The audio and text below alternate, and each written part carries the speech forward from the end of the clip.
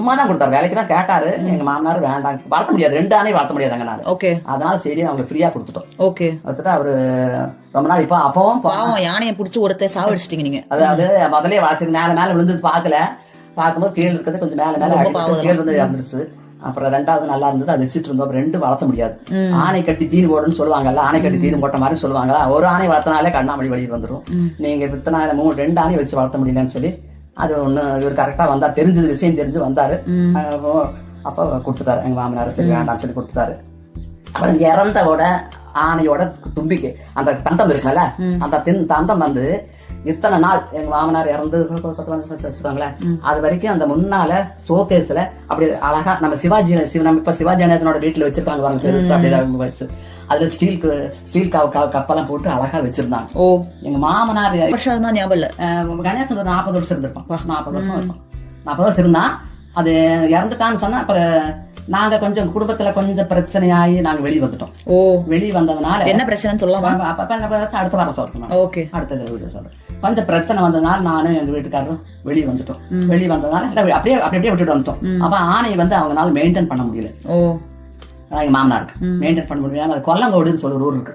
கொல்லங்கோட்டுல இருந்து ஒருத்தர் வந்து எங்க ஆணையை விலைக்கு வாங்கிட்டு போயிட்டாரு. ஓகே, விலைக்கு வாங்கிட்டு போயிட்டு அந்த ஆணையை அதுக்கு ரொம்ப வருஷமா நம்ம எங்க வீட்லயே தான் இருந்தது. அப்புறமே இப்ப கூட்டிட்டு போய் ராத்திரி இன்னைக்கு காலையில கூட்டிட்டு போனாங்க.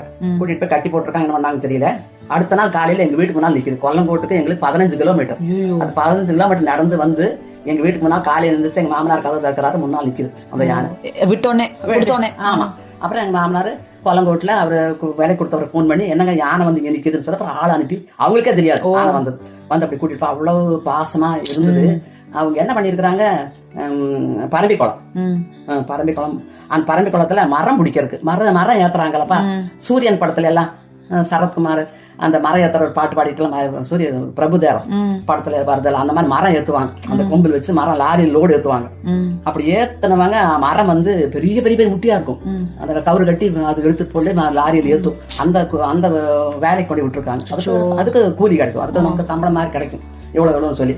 அப்ப அது என்னாச்சு, அது ஏத்தினப்போ ஏத்திட்டு நிக்கும் போது அதுக்கு மேல வச்ச மரம் இருக்கல, மரம் அப்படியே சர்றன்னு சரிக்கணும், கரெக்டா நெத்தியிலே ஸ்பாட்லயே விட்டது.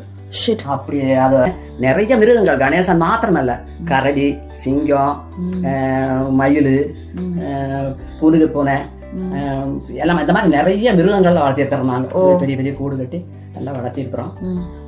அதை பத்தி நான் அடுத்த வாரம் டீட்டெயில்ஸா அடுத்த இதுல சொல்றேன். ஓகே, நன்றி. தேங்க்யூப்பா.